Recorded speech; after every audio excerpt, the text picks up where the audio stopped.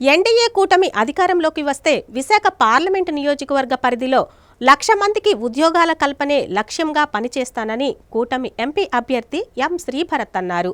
ఎస్కోట నియోజకవర్గ పరిధిలో వెంకంపేట గ్రామంలో ఎమ్మెల్యే అభ్యర్థి కోళ్ల లలిత కుమారితో కలిసి ఎన్నికల ప్రచారం నిర్వహించారు. వచ్చే ఎన్నికల్లో కూటమి అభ్యర్థులను గెలిపించాలని విజ్ఞప్తి చేశారు.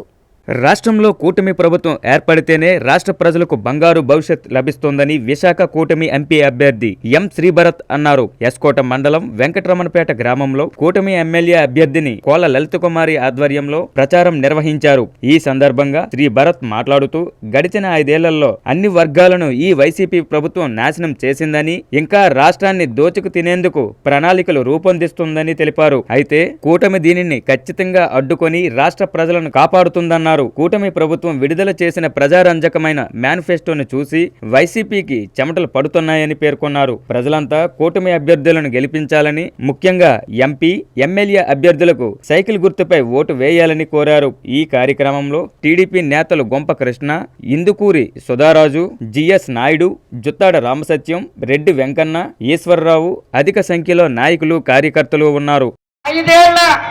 ఆయన ఎమ్మెల్యేగా ఉండి పక్క నియోజకవర్గం నుంచి వచ్చి ఇవాళ మన నియోజకవర్గ ప్రజల మీద ప్రేమ లేకుండా ఒక్క అవకాశంలో గెలిచి మోసం చేసి ఇవాళ ఏ పనులు కూడా గ్రామాల్లో లేకుండా ఒక్కసారి కూడా మొహం చూపించుకోకుండా ఉన్నారా లేదా కూడా మీ అందరూ మనస్సాక్షిగా ఆలోచించమని ఈ ఆడబిడ్డ మీ అందరికీ తెలియజేస్తూ, బాబు గారు వస్తే జాబు, మన పిల్లల యువతకు జాబులు వస్తాయి, మన మహిళల కష్టాలు తీరుతాయి, రైతుల కష్టాలు తీరుతాయి. అగో మీ చేతిలో ఉన్న బాండ్ పేపర్లు 6 పథకాలు చంద్రన్న ఇచ్చారు మళ్ళా మన కోసం.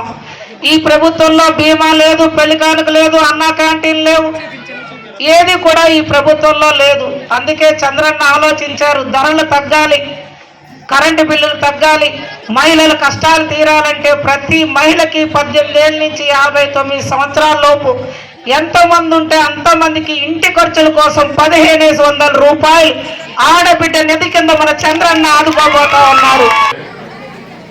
రాష్ట్రంలో 20 లక్షల ఉద్యోగాలు సృష్టించామని మేము ఒక బాధ్యత తీసుకున్నాం, కంకణం పట్టుకున్నాం. కానీ 20 లక్షల ఉద్యోగాలు అన్ని ప్రభుత్వంలో సృష్టించలేము, ప్రైవేట్ రంగంలోనే ఎక్కువ ఉద్యోగాలు సృష్టించాలి. మరి ఆ ఉద్యోగాలు సృష్టించాలంటే పెట్టుబడులు తీసుకుని రావాలి. పెట్టుబడులు తీసుకొచ్చిన తర్వాత వాళ్ళు పనిచేయడానికి మనుషుల కోసం ఎదుగుతారు. కానీ ఎవరు ఒక నైపుణ్యం లేకుండా, ఒక పనిచేసే తత్వం లేకుండా ఉంటే ఆ కంపెనీలు ఇక్కడికి రావు. ఉదాహరణకి ఇప్పుడు ఇక్కడ అచ్యుతాపురం దగ్గర బ్రాండింగ్స్ అని ఒక కంపెనీ ఉంది. అక్కడ బట్టలు తయారు చేస్తున్నారు. దాంట్లో 20,000 మంది మహిళలు పనిచేస్తున్నారు. మీకు తెలుసో తెలీదో? మీరు వెళ్తున్నారు అక్కడికి, 20,000 మంది మహిళలు అక్కడ పనిచేస్తున్నారు. అక్కడ చేసే బట్టలు అమెరికాకి, దుబాయ్కి, అన్ని దేశాలకి పంపిస్తున్నారు. మన కాళ్ళ మీద నిలబడదాం మంచిదా కాదా?